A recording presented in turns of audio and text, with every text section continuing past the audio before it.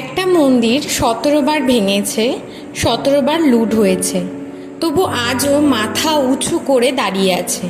কিভাবে? গুজরাটের প্রভাস পাটনে অবস্থিত সোমনাথ মন্দির হিন্দুদের অত্যন্ত পবিত্র ও প্রাচীন তীর্থস্থান, যা ভগবান শিবের দ্বাদশ জ্যোতির্লিঙ্গের মধ্যে প্রথম।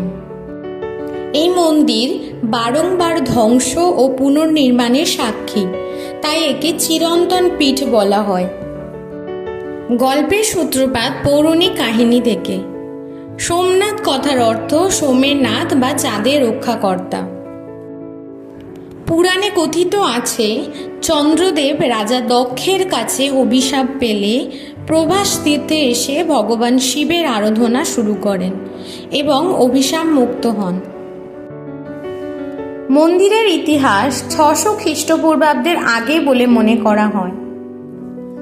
পারমারা, চালুক্য, মারাঠা সহ বিভিন্ন রাজবংশ দ্বারা মন্দিরটি বারংবার পুনর্নির্মিত হয়েছে। প্রতিবারই আগের থেকে বড় মন্দির তৈরি করা হয়েছিল। 1026 সালে গজনী সুলতান মাহমুদ ভারত আক্রমণকালে সোমনাথ মন্দিরের বিশাল ধনসম্পত্তির ওপর নজর পড়ে। তিনি সোমনাথ মন্দির ধ্বংস করে বিশাল ধনসম্পদ লুট করেন। পরে 1299 সালে আলাউদ্দিন খলজি এবং 1395 সালে মুজাফফর শাহ পুনরায় এই মন্দির লুট করেন।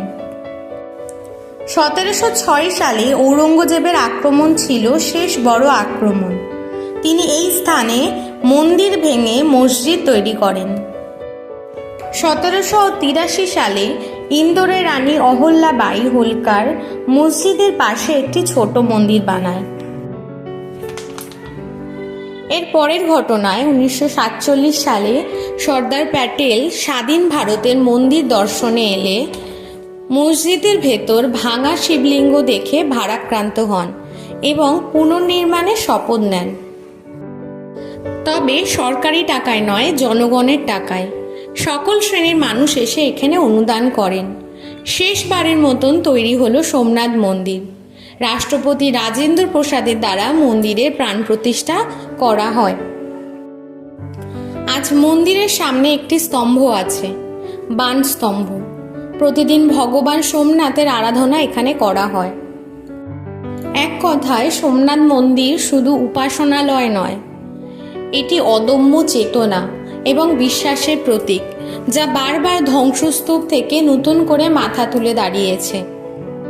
সোমনাথ শেখায় বিশ্বাস থাকলে মাথা নোয়াতে হয় না। ভিডিওটি শেয়ার করুন, কারণ এটি শুধুমাত্র মন্দিরের গল্প নয়, এটি ভারতের জেদের গল্প। আরও এরকম গল্প শুনতে বাংলার পাঠশালা চ্যানেলের পাশে থাকুন। ধন্যবাদ।